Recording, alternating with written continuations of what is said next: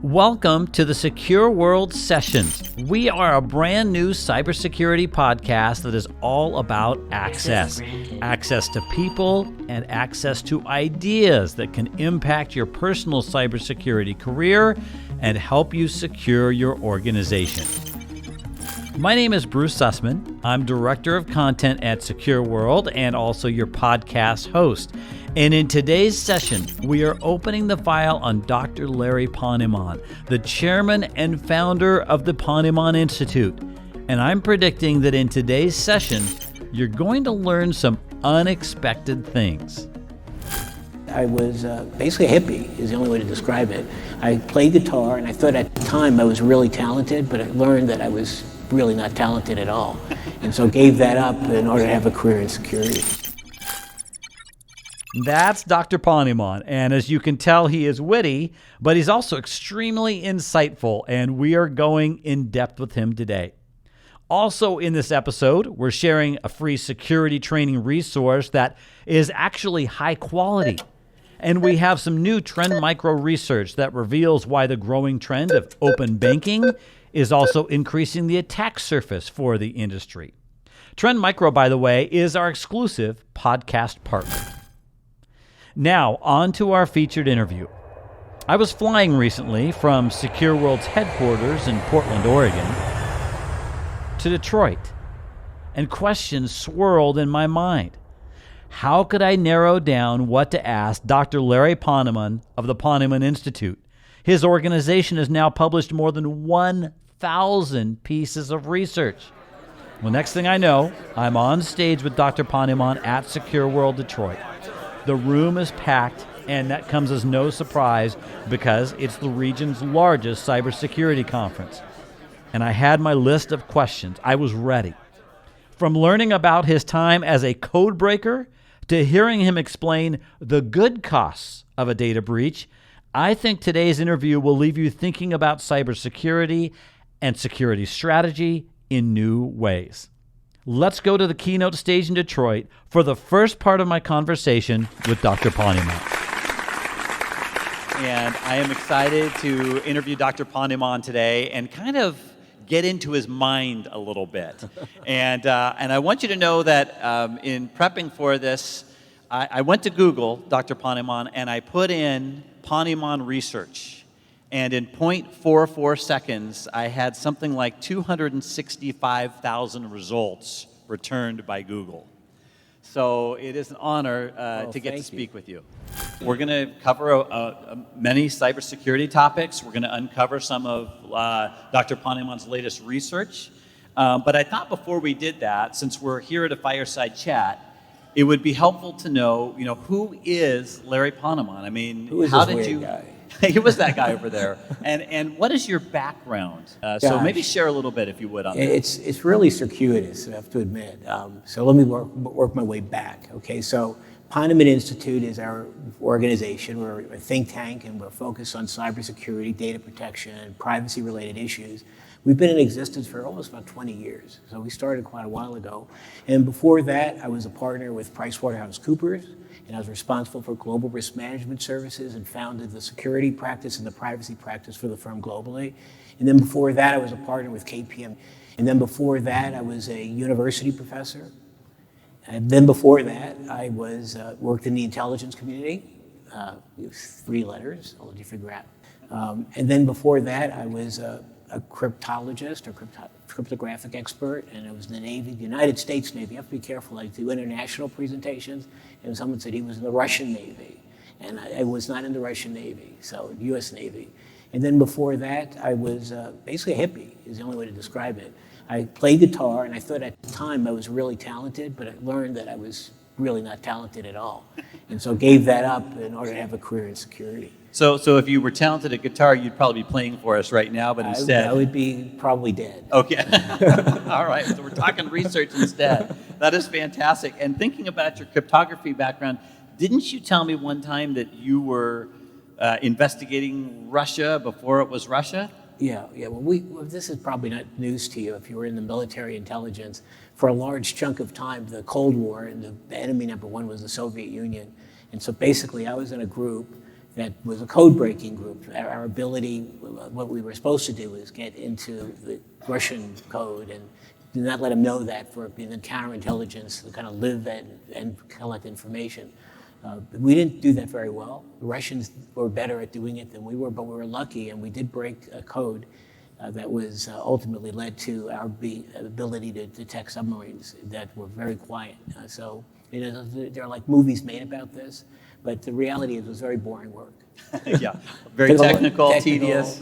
And our job was, looking at large data, and before there was large computer systems to calculate these things. And ultimately, how we actually got the code was very interesting, because we had one guy in our group who now, I suppose we would say he has Asperger's syndrome, like who is a high-performing individual, but a savant. And he was able to look at large amounts of data visually and put patterns together. And so in about 6 months, this guy went from 0 to being able to detect a pattern that ultimately was the pattern of the Soviet submarines. When you mentioned cryptography and that being your background, I mean, it would be hard not to ask you about the encryption debate that's going on. And I want to frame that, though, because for those of you who are new to SecureWorld and haven't been to one of our gatherings before, we have a theme every year. And this year, it is actually about cryptography. And it's about the life of Elizabeth Smith Friedman, Sure, who was, very famous code breaker. It's a great book about her. Our entire team's read it. And I think about, your work and her work, and then the discussion that's going on right now. And I want to read you a quote from the director of the FBI, and then also a quote from Bruce Schneier, and they're on opposite sides of this issue, and then get your take. Sure. So the director of the FBI, when I was at a press briefing earlier this year, this is what he said. While we are a very strong believer in encryption, after all, cybersecurity is part of the FBI's mission too, we are also duty-bound to protect the American people, and we have to figure out a way to deal with the problem. It can't be sustainable and safe for there to be an entirely unfettered space that is utterly beyond fully lawful access in which hackers, terrorists, and spies can hide. That was quite a statement. Wow. Now, on the other side of this, here's Bruce Schneier, who I interviewed at SecureWorld Boston after his keynote, and he's featured in our latest podcast episode. This is what he said, talking about the FBI and the NSA.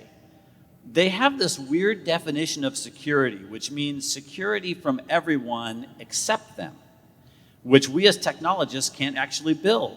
And they are pushing for insecure protocols at the same time they're complaining about lack of security.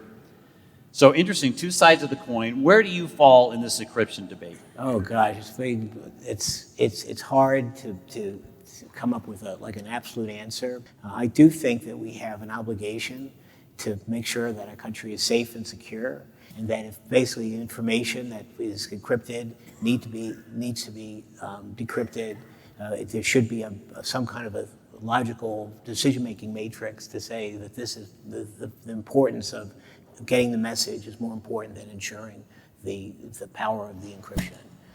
It's a dangerous, slippery slope, because if you basically are too generous, the whole value of encryption kind of goes to zero. I think Bruce, like a lot of us, Bruce also may have been a hippie, and I think there's this idea that there's something pure about having a technology that even law enforcement doesn't have the ability to crack, but it could be dangerous. I think that we need, as a public policy that tries to minimize the risk, which there is a risk to society, but at the same time provide a venue, an opportunity for law enforcement to do their job. Okay, so I'm going to put you down in the gray area, because it seems like the FBI is black and Bruce Schneier's white, and you're kind of more gray. Did I get out of that one, by the way? I think you talked your way out of it. Yeah, that was pretty good. my way out. Thinking of all the research you've done, all the years you've spent exploring IT and IT security topics, here we are in 2019. What is top of mind for you? What pops to the top? Oh gosh, there's so many interesting issues that are going on right now.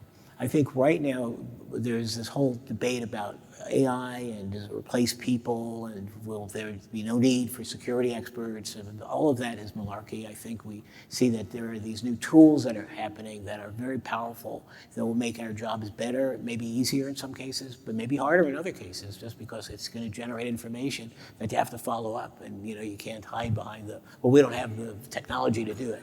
It's getting to a point now where without this technology, it's hard to do the job of security.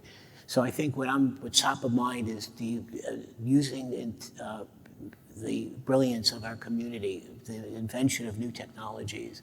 This, to me, is very, very powerful. You mentioned the talent gap, and one of the challenges is some people, it sounds like, in security are getting burned out. And I know that you just had some new research around security operations centers, or SOCs. What did you find about people who work in a SOC? Yeah, well, we find that in general, it's not just the SOC, that's one environment, but in general, we find that folks who are senior level in security basically you have a tough job. The idea is that, in a security world, we're operating in a SOC, dark room, constantly monitoring your environment. You can wear yourself out psychologically, physically. And so the key variable is, how do you prevent that burnout? It is a big deal. What we found in our research is that many people love their job, but they're getting so burned out that they're not able to do their job effectively. And then there are other people that say, you know what, I hate my job, but it pays a lot of money, put food on the table, and those people are people who probably shouldn't be in this line of work, because it does require a certain skill set and attitude. Yeah, that's interesting. You mentioned the burnout, because I was thinking about, and I think you were there and in the audience when I was interviewing Les Stevens, who's a vice president of InfoSec at Equifax Canada, when we were up at a Toronto conference, and he was saying that after their incident, they were basically like, the whole thing's on fire and it's panic mode, and they were losing good people in the process because everybody was working not 24/7, but pretty darn close. Oh, yeah. And it was too much. And so they realized, even though we've got all these fires to put out, we have to dial it back, or else, because now we're having to replace people in the midst of everything else that's going on. Right. I mean, how many folks have dealt with a data breach incident, in your line of work? People are not raising their hand very high. A lot of shy people. Yeah, there's a few, though. Yeah, I know you may not want to admit it, but what happens, as you know, in a data breach is the containment of the actual incident. The things happen along the way, and just getting the right information, information that's accurate, so you can act upon it in ways that are, useful and helpful, can be very tough. Some of the data breaches that we studied, it's kind of funny. No, it's not funny. It's actually sad, because we do this cost of data breach, and we're invited by certain companies to collect information. And sometimes we'll say, "What did you have a data breach?" And they'll say, "Yeah, we had a data breach. How many records were exposed?" Maybe 100. Okay. We ask a couple other questions, and we find out as we dig a little bit, the 100 is more like 10,000 records. And then we dig even more, and we get to like mega data breach, it's maybe 1 million records. And so they're just getting your arms around the issue, and containing the issue can be very, very time-consuming, very tough. So again, your job is not an easy job. Your job is really important. It's an important job, but having the management of your organization acknowledging that becomes important as well. And from our experience, and we've presented to boards of directors for a long time, and many of the directors that we present to, and I shouldn't actually say this because I'm an old guy, but the average age is like about 96 years old. Maybe not 96. So you feel pretty good walking into the I'm the young boy. Yeah. I'm like, hey, look, you this whippersnapper. They're probably saying, does that guy know what he's talking about? He looks too young. Yeah, thank you for saying that. But getting management to take it seriously, because many times you'll go in and you'll say, you really need to do these things that are really important to ensure security. And they'll say, yeah, but it's important, but it's not like my top 100. So we're going to do it like in 2087. So you get that attitude. And then when they have a breach, like newfound religion, the chairman of the board calls you up, Larry, can we play some golf and talk about it? And I'll say, sure, golf is always good in northern Michigan. So there are those kinds of issues. That is interesting. And you mentioned the cost of the data breach study that I think this is an annual report, right? Yeah. What did you find this year? Well, it's maybe not a surprise, but costs continue to go up. When we do the analysis, we look at country-level analysis, and there are certain countries that seem to be targeted suddenly. Interestingly enough, the Middle East and the United Arab Emirates and Saudi Arabia are starting to get hit with all sorts of weird things. There's a whole side of data breach that we haven't really studied effectively, and that's, we look at IT-related risk, but there's the OT risk and industrial control systems, and that could do a lot more damage, than basically killing your banking system or whatever. I mean, these things are potentially very, very costly. Yeah, I just read some research that said attackers now are leveraging this move to machine learning and everything else by going from the OT to the IT networks and back and forth, because there's more value there now. So, interesting. What about in the U.S.? I think the report said, didn't you say that was a record cost for data breach? How much are we talking about? Yeah. And what's driving these costs? Well, the big cost issue for many organizations is a turnover factor, that as you have large data breaches, the consumer says, why would I entrust this organization with my sensitive, confidential information? If you lose less than 1% of your total customers as a result of a data breach, that could translate into tens of millions of dollars of loss. So what's driving cost is the idea that the actual consumers, are starting to care about this. For a long time, people would say, we had a data breach, and it was a large number, maybe 100,000 records or more, and our stock price of our company actually went up. How does that happen? Well, for a long time, a lot of people didn't fully understand what the data breach is, but now consumers understand, because we're all victims. Everyone in this room, I assume, had at least one data breach involving their information.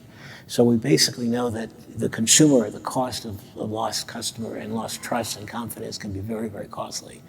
There's also a good cost, like investing in technologies, forensic technologies, and so on. It does cost in the short term, but in the long term, that could be a really good payback. So you want to look at that as well. So you look at cost increase, cost decrease as a result of these factors. Security does play a huge role, though. People would say, how important is security it's more about privacy, right? Data breach is about both privacy and security. And security becomes very, very important, because you can't have privacy, in my opinion, unless you have good security. And if someone tries to say otherwise, they're crazy people. They're out to lunch. They're out to lunch. Now, that really resonates, because our advisory council members who advise us on the content for each of our regional conferences, they also believe that privacy and security go together, and they direct us in this way, which is why you see privacy-related sessions on nearly every SecureWorld conference agenda across North America. Now, in a minute, we're going to hear more from Dr. Ponemon, including the cyber insurance product he pioneered that not even a single organization purchased. And amazingly, he says he didn't get fired for that one. So that's interesting. Also, a crazy example of a seemingly incompetent employee who actually turned out to be an insider threat. That is coming up.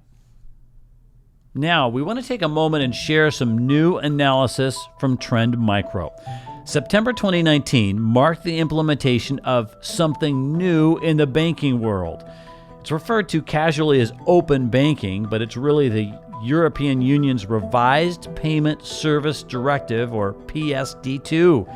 And this approach aims to give the public greater convenience and more control over their banking data. But what's interesting here, it now gives some third-party fintech companies the same access to customers' banking information as banks have. Trend Micro recently did some analysis on this, and here is what the analysis revealed. It is today's Trend Micro Top 3. Number 1, the introduction of open banking will widen the banking industry's attack surface. For example, Trend Micro says customers place their faith in decades-old institutions with a long history of security, and now they're transferring that same trust to lesser-known third-party providers, many of whom don't have a long track record of combating fraud. And think of the depth of the security teams at banks. You have to wonder if newer fintech firms could create a chink in this armor of protecting very valuable data. Number 2, financial-grade APIs may not be ready for open banking, and this is because they may not meet all the appropriate security concerns and requirements. And number 3, malicious actors will try to compromise legitimate fintech companies. And a simple example of this is that cyber criminals can now pretend to be any number of fintech companies in phishing campaigns. They're no longer limited to the big banks for access to valuable user accounts. And that is today's Trend Micro Top 3. We'll put this research in the show notes.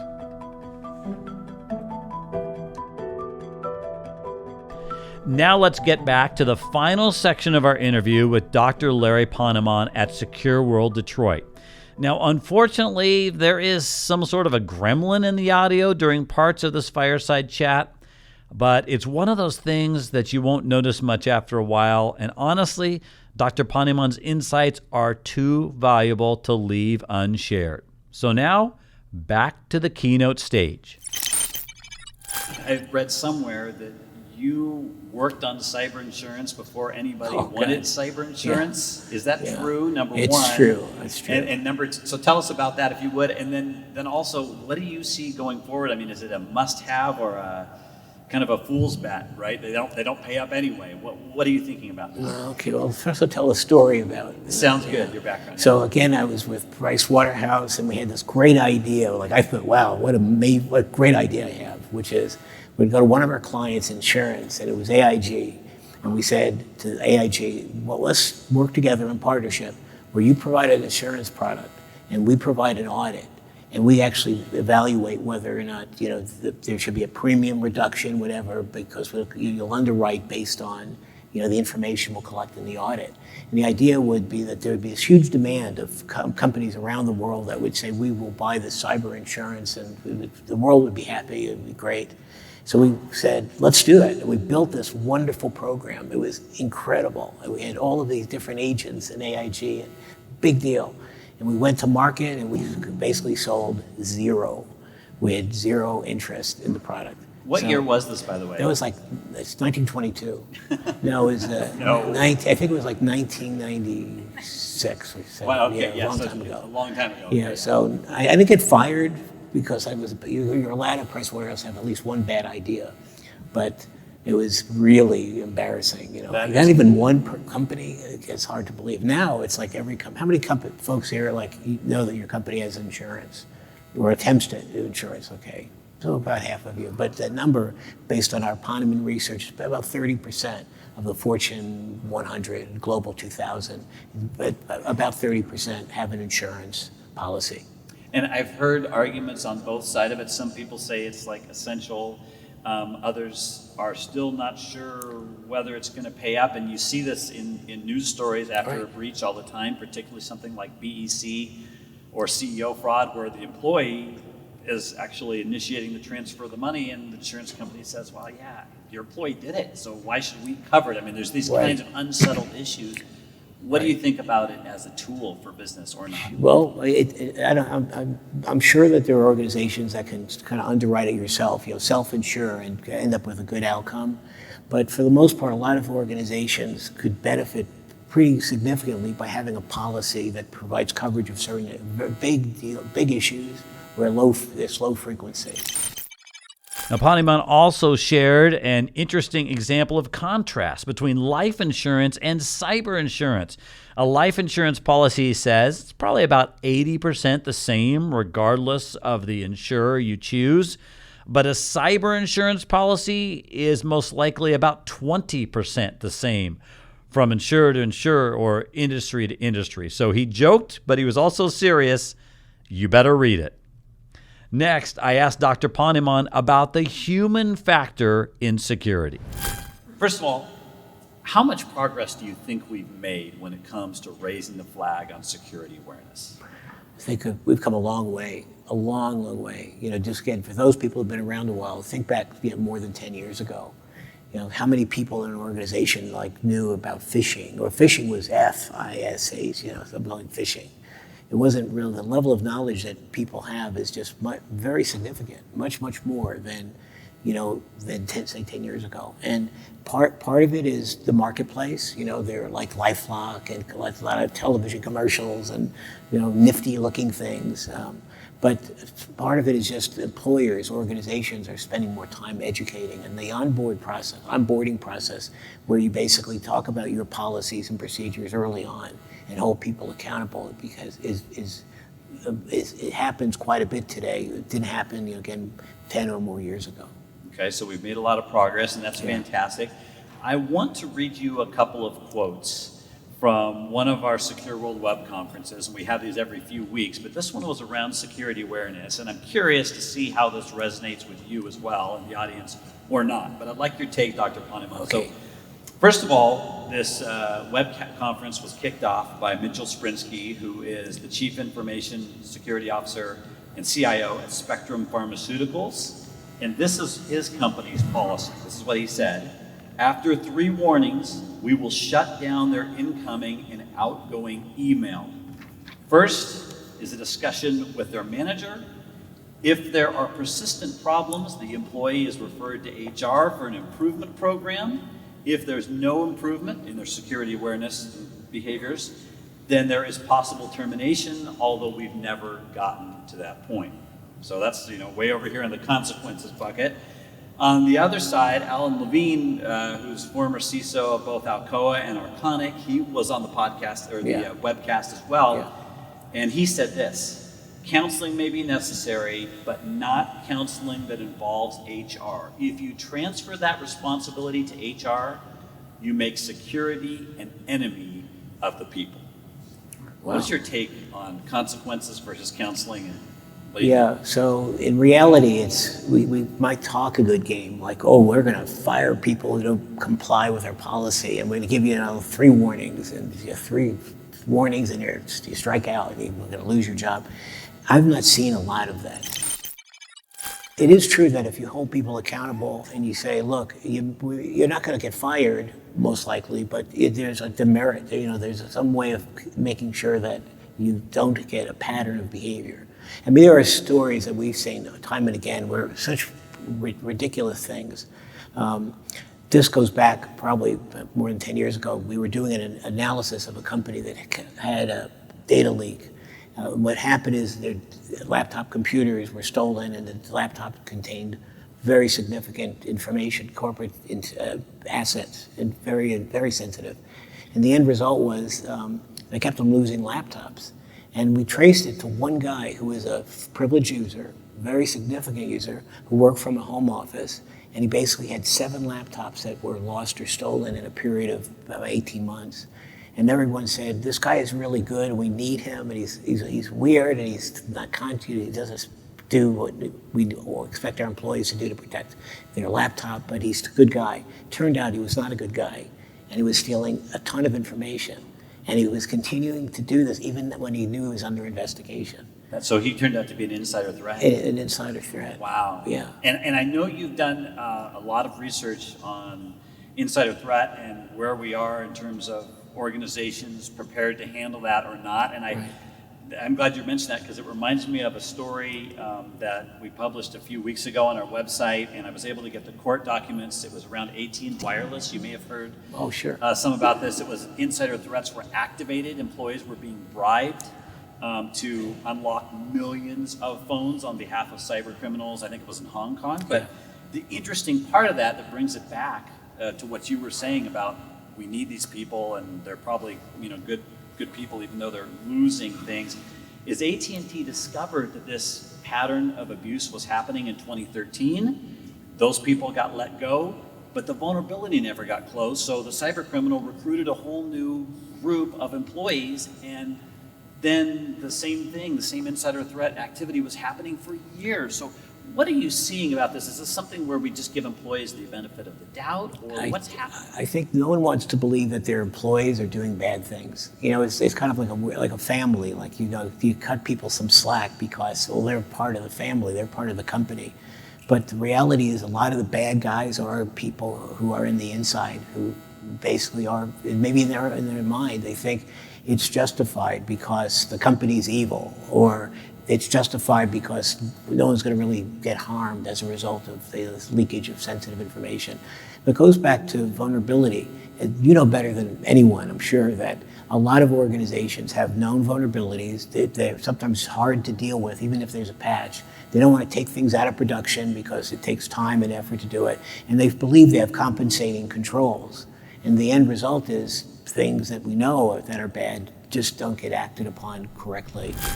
And Ponemon went on to say that organizations should be very concerned right now about insiders going after the intellectual property of a company, which is often, he says, taken in small amounts. Now, we also discussed cloud security, and he says 10 years ago, everyone thought cloud was dangerous, especially for the most valuable data. Now there are risky times, but overall, he believes security is stronger. And by the way, he says, on-prem is not totally dead. I think there's going to always be a need for core activities that are on-premise, but at least 80% of the data processing that a company does could be done easily in a cloud environment, multi-cloud environment. So we're starting to see, and then we're starting to see some of the providers of the cloud, the big guys, they realize that security is important, and instead of selling the product on say cost savings, which was the first strategy, it's all about cost savings. They're now saying the cost may not be saved, but the quality of security is going to improve. The only warning sign I'd give you where companies fail is the migration from on-prem to the cloud environment. During that period of time, companies are just really vulnerable to attack. So if you're basically doing that kind of conversion, large-scale conversion, the vulnerability problem that we just mentioned before becomes much more salient, as you're implementing in the cloud. Ponemon says another risk that's significant right now is coming from complexity. He says you get saturated and then you may not be getting better security after that point. And it's not because the tools aren't working, they're fantastic in many cases, but because you have bandwidth issues and the team has too much going on, you may not be able to take advantage of those. Now, lastly, I finished my fireside chat with Dr. Ponemon by asking a question that I love to discuss with everyone who appears on this podcast.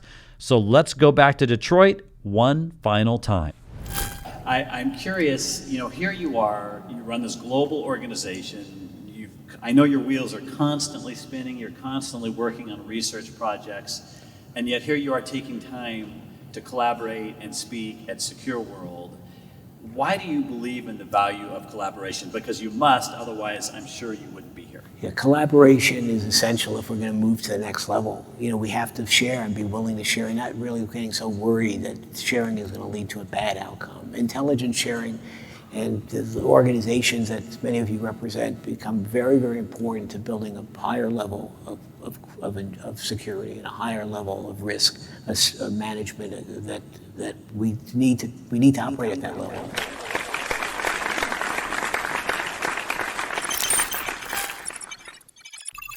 Well, that was a fantastic interview with Dr. Ponemon. I just appreciate his insights so much. And there was a lot more we discussed, actually. But I just want to say, Dr. Ponemon, if you're listening, your work is greatly appreciated. All right, now it is time for a 90-second SecureWorld update on some quality, free security training resources for you and other members of your security team. Tom Bechtold is Director of Web Programming here at SecureWorld, and he's joining me here in the studio. Hi, Tom. Hi, Bruce. Thanks for having me. Hey, great to see you. And I know that I've told you I am a huge fan of what you and your team are doing on our web conferences. And I thought it would be helpful just to let people know, how often they happen, first of all, and then what are the topics. So what's the timing on all of these? So this year we've been really striving to do them every 3 weeks, and it's typically going to be every Wednesday. Okay, so Wednesdays are the day. That's great. And tell us about some of the topics just in recent time. And obviously these are going to change, and I know every year is different because of the threat landscape, and so there's shifts in what the topics are. But just give us some examples, if you would. Sure. We've been doing these for over 6 years now, so we've hit a lot of different topics, but some of the ones this year alone, we did security awareness training, some incident response, a migration to the cloud, business email compromise, Zero trust. Oh, yeah, zero trust. I mean, that's a hot topic at all the conferences. Those sessions are packed right now, so I can see that. Definitely. We had some DLP in there and setting up DMARC, which, okay, that one's actually coming soon. I did a shameless plug. So if you're listening to this podcast in real time, it's coming up. Okay, that's good, Tom. All right, last question I had for you. You mentioned 6 years is how long we've been doing these. Were you on the launch team for that? I was. Okay, and what was the reasoning behind launching these, other than some people are listening to web conferences? Right. We started talking to some of the advisory council members in the different cities where we produce the conferences. And the insight that they gave us was they were looking for ways of getting training for their staff who may not be able to attend the conferences. Maybe their team's just somewhere where we don't have an event yet. Yeah, that's certainly possible. They wanted CPE credits. And one of the other important things to them was giving different perspectives on the topics.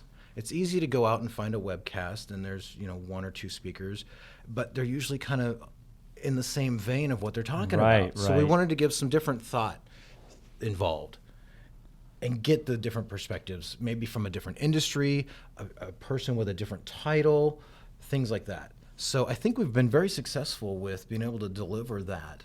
Yeah, I'd say you definitely have. And if you have not checked out our web conferences, I mean, this is a free resource again. So I'm really excited to put a link to that page in the show notes, and you can look for the upcoming conference dates and times and see what's available on demand, regardless of when you're listening to this podcast. Now, Tom, I know I warned you in advance that every member of the SecureWorld team who appears on this podcast has to bring either a joke or a piece of security trivia. So what do you have for us today? I really wanted to go the route of a joke. I really did, but I couldn't come up with anything that I found funny. Yeah. So, which probably is for the best. That might be the most appropriate way to go. Okay, good. So I'm going to go the route of trivia. Okay, great. So going back to my stuff, what was the most well-attended web conference and what was the topic? And we'll keep it easy this year, not all time. Okay. Because I was going to say, I wouldn't even know back 5 years ago. But, okay, so if we're talking about in 2019, which is when we're recording this podcast, I'm going to say that I think I've heard you mention before the most highly attended web conference is the unveiling of the State of the Fish, the annual benchmark report, right? Yes. And so is that right? Am I right on that part? You got half credit so far. Okay. You're getting there. That's usually all I get is half credit. So I'm used to this. This is familiar territory. All right. I'm going to say, I'm just going to pick a crazy number, 517 attendees. That's actually a really good guess, Bruce. Did I hit it on the button? No, you're totally wrong. Oh. That is on average pretty close to our normal. Wow, that's phenomenal. That particular webcast, The State of the Fish, this is actually a record for all of them that I've ever done, 1,001. Whoa, that is phenomenal. And you know what? It's two things I love about that. One, it speaks to the value that we're sharing with the community, which is the whole point of doing these. And secondly, to the continued rise and prominence of security awareness, which we know, and I know that you've talked about this on your web conferences, that more than 90% of attacks start with phishing, right? That's the door in. So that's fantastic to hear that number. Well, thank you, Tom, very much for joining us. And again, in the show notes, I'll have a link to the web conferences so you can check that out. And I just want to say thank you for listening, whether you're commuting by train right now or maybe you're just at home loading the dishwasher, right? We appreciate you. And if you enjoyed the SecureWorld Sessions, will you please like, comment, and subscribe? Or if you like this episode and the insights that Dr. Ponemon shared, why not share this on social media? That would help us tremendously since we are new. And I also want to say thank you to Trend Micro for being our exclusive podcast partner. Now, in our next episode, we feature St. Louis University CISO Rebecca Harness. She believes that in order to win business support, we must be able to tell a compelling cybersecurity story that everyone within the organization, including senior leadership, can understand. And she's going to walk us through what that looks like. That's in the next episode. By the way, if you have feedback or topic suggestions, always drop us a line media@secureworldexpo.com. I'm Bruce Sussman, your host of the Secure World Sessions, and we'll catch up again on the next episode.